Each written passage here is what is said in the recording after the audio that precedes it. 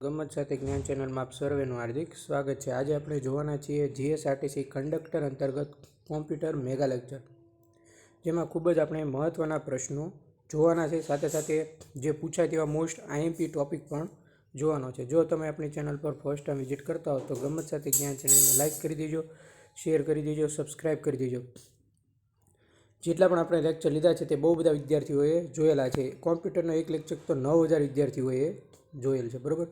હવે જો આ બધા લેક્ચરની રિવિઝન માટે જો તમે પીડીએફ લેવા માગતા હો તો આ જે આપણો મોબાઈલ નંબર આપેલો છે એના પર ₹100 ટ્રાન્સફર કરીને તમે તેનો સ્ક્રીનશોટ એ જ નંબર પર વોટ્સઅપ પર મોકલી આપજો, એટલે તમામ પીડીએફ જે છે એ લેક્ચરની પીડીએફ તમને મોકલી આપવામાં આવશે। અને આ પીડીએફ તમારા અન્યને શેર કરવાની નથી, કારણ કે બીજા તેનો ફ્રીમાં લાભ લઈ જાય એટલા માટે, બરાબર છે। ₹100 માત્ર સામાન્ય રકમ કહેવાય। આ નંબર પર બધાએ ફરજિયાત વોટ્સઅપ કરી દેવાનો છે સ્ક્રીનશોટ, એનો સ્ક્રીનશોટ મોકલી આપજો, એટલે તમામ જે આપણે 5 લેક્ચર લીધા છે એ અને આ લેક્ચર બંને એમ થઈને ટોટલ 6 પીડીએફ છે એ મોસ્ટ આઈએમપી પૂછાય એવી પીડીએફ છે, જે તમે છેલ્લે રિવિઝનમાં કામ લાગે એવી પીડીએફ છે, એ તમને હું મોકલી આપીશ। ઉપરાંત હજી આપણે જે એક ઇતિહાસનો પણ એક લેક્ચર લઈશું અને બીજા 2-3 હજી મોટા લેક્ચર લઈશું, એની પીડીએફ પણ છે છેલ્લે તમને હું મોકલી આપીશ।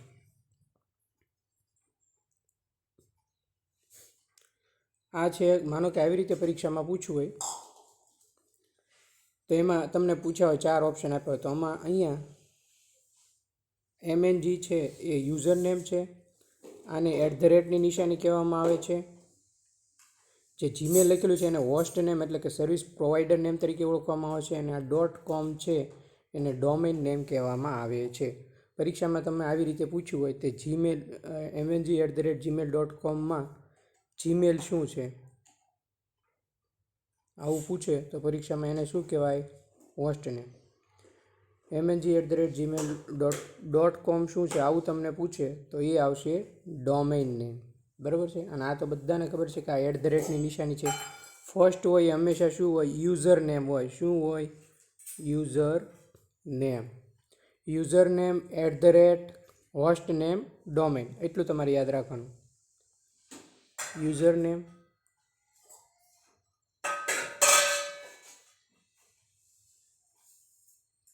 @ હોસ્ટ નેમ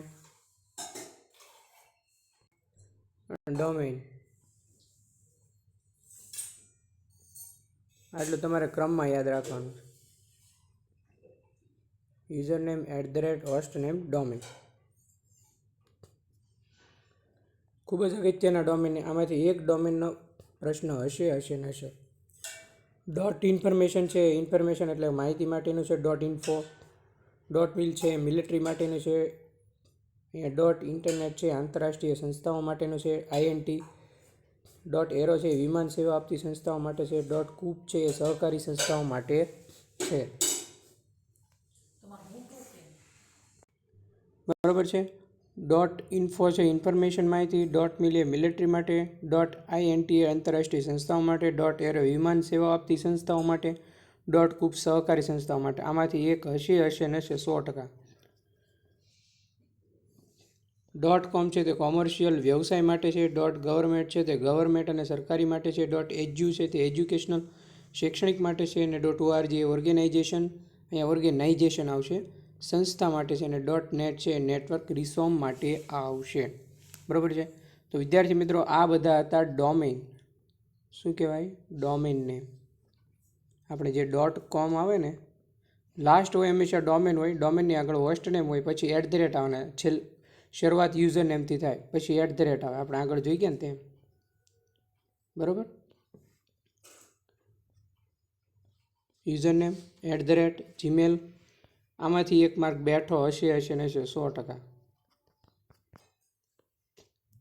બરાબર। અને એક માર્ક આમાંથી બેઠો હશે 100%। ખૂબ જ અગત્યના ડોમેન છે આ બધા। હવે આપણે થોડાક પ્રશ્નો જોઈએ।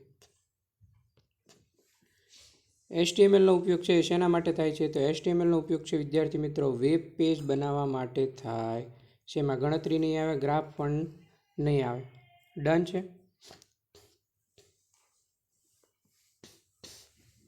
કોઈ એક જ રૂમ હોય, બિલ્ડિંગ હોય કે પરિસર હોય એમાં આવેલ કોમ્પ્યુટરને એકબીજાની સાથે જોડવા માટે કયા નેટવર્કનો ઉપયોગ થાય છે? તો વિદ્યાર્થી મિત્રો અહીંયા તમારો રાઈટ આન્સર આવશે લેન. લેન એટલે લોકલ એરિયા નેટવર્ક. લેન એટલે લોકલ એરિયા નેટવર્ક. કીબોર્ડમાં ડિલેટ કી પ્રેસ કરવાથી કર્સરની કઈ બાજુના અક્ષર દૂર થાય છે? તો વિદ્યાર્થી મિત્રો કીબોર્ડમાં તમે ડિલેટ કી દબાવશો એટલે જમણી બાજુના અક્ષર છે એ ઓટોમેટિકલી દૂર થશે. કોમ્પ્યુટરના એક અક્ષરનો સંગ્રહ કરવા માટે કેટલા બીટનો ઉપયોગ થાય છે? તો આમાં 8 બીટ આવશે. 1 નહીં આવે, 4 નહીં આવે અને 16 પણ નહીં આવે. બરાબર. કોમ્પ્યુટરમાં એક અક્ષરનો સંગ્રહ કરવા માટે 8 બીટનો ઉપયોગ કરવામાં આવે છે. પરીક્ષામાં તમને યુએસબીનું પૂરું નામ પૂછે તો યુએસબીનું પૂરું નામ આવશે યુનિવર્સલ સિરિયલ બસ. ઘણી બધી વાર પૂછાયેલો અને મોસ્ટ આઈએમપી એવો પ્રશ્ન. બરાબર, આ મગજમાં બેસાડી દેજો.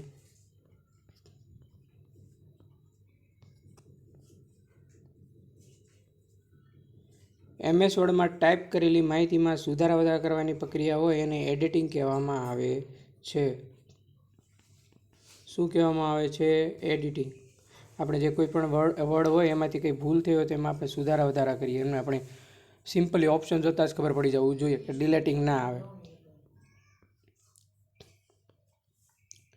MS વર્ડમાં ફોન્ટ અને ફોન્ટની સાઇઝ બદલવા માટે કયા ટૂલબારનો ઉપયોગ કરવામાં આવે છે? એમાં ફોર્મેટિંગ ટૂલબાર છે એ આવશે, જેમાં ફોન્ટ છે, ફોન્ટ એની સાઇઝ વધારી શકાય છે. ફોર્મેટિંગ ટૂલબાર માટે એનો ઉપયોગ કરવામાં આવે છે. મોસ્ટ આઈએમપી મોડેમનું પૂરું નામ છે મોડ્યુલેટર અને ડીમોડ્યુલેટર આવશે. બરાબર છે, મોડ્યુલેટર અને ડીમોડ્યુલેટર. HTMLમાં આડી લાઈન દોરવા માટે HRનો ઉપયોગ થાય છે. BR નહીં આવે, AR નહીં આવે અને CR પણ નહીં આવે. નેટવર્કમાં રહેલ કોમ્પ્યુટરને આપવામાં આવતા અજોડ નામને IP એડ્રેસ કહેવામાં આવે છે. શું કહેવામાં આવે છે? IP address. જે નેટવર્કમાં રહેલ કોમ્પ્યુટર હોય એ કોમ્પ્યુટરમાં આપવામાં આવતું અજોડ નામ એટલે IP એડ્રેસ. સામાન્ય રીતે IP એડ્રેસ એ કેટલા બીટનું હોય છે? IMP પ્રશ્ન. IP એડ્રેસ છે 32 બીટનું હોય છે. આ મગજમાં બેસાડી દેજો તમે. કેટલા બીટનું હોય છે? 32 બીટનું હોય છે. નીચેનામાંથી કયો વિકલ્પ નેટવર્કનો પ્રકાર દર્શાવે છે? તો આ પણ નેટવર્કનો પ્રકાર છે, આ પણ નેટવર્કનો પ્રકાર છે, આ પણ નેટવર્કનો પ્રકાર છે. એટલે અહીંયા તમારો રાઈટ આન્સર આવશે આપેલ તમામ, ડી. આ તમામ છે નેટવર્કના પ્રકાર છે. આ 3 નામ બધા મને કોમેન્ટ કરજો, 3 બરાબર. જેટલાને પણ તૈયાર થઈ ગયું છે બધા. એક જ બિલ્ડિંગ કે રૂમમાં રહેલા કોમ્પ્યુટરને જોડવા માટે કયા નેટવર્કનો ઉપયોગ કરવામાં આવે છે? આ એક પ્રશ્ન રિપીટ થયેલો છે, તેમાં લોકલ એરિયા નેટવર્ક આવશે, જે આપણે આગળ જોઈ ગયા. બરાબર. જે આપણે પેઇન્ટ પ્રોગ્રામ હોય એમાં દોરેલ ચિત્રને પૂર્વ નિર્ધારિત રીતે કયું એક્સટેન્શન આપવામાં આવે છે? તો એમાં પૂર્વ નિર્ધારિત રીતે પેઇન્ટ પ્રોગ્રામ હોય એમાં BMP. બરાબર છે. આ નહીં આવે, આ પણ નહીં આવે અને આ પણ નહીં આવે. BMPનું પૂરું નામ બધાએ કોમેન્ટ કરવાની છે.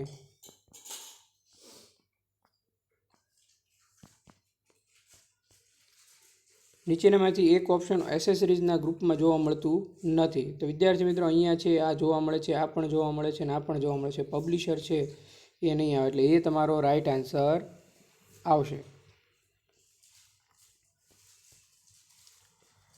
તસવીરોને ડિજિટલ સ્વરૂપમાં છે આપણે સ્કેનર દ્વારા ફેરવી શકીએ છીએ. હાર્ડ ડિસ્ક નહીં આવે, પ્રિન્ટર અને મોનિટર ત્રણેય નહીં આવે, ખાસ યાદ રાખજો.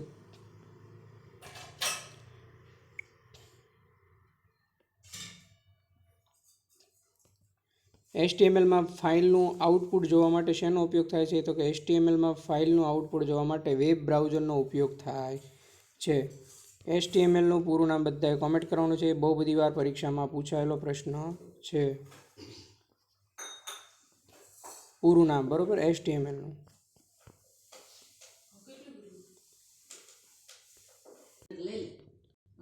MS એક્સેલમાં માહિતીને ચડતા ક્રમમાં કે ઉતરતા ક્રમમાં ગોઠવવા માટેનો શોર્ટ વિકલ્પ કયા મેનુમાં જોવા મળે છે? તો એ ડાટા છે, એમાં શોર્ટ વિકલ્પ જે માહિતીને ચડતા અને ઉતરતા ક્રમમાં છે એ ડાટા દ્વારા આપણે મેળવી શકીએ છીએ. કયા વિકલ્પમાં જોવા મળે છે? શોર્ટમાં, વર્ડમાં.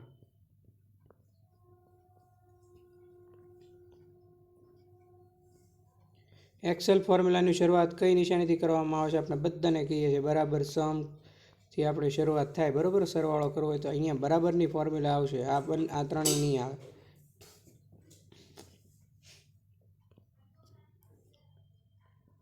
OCR એટલે શું?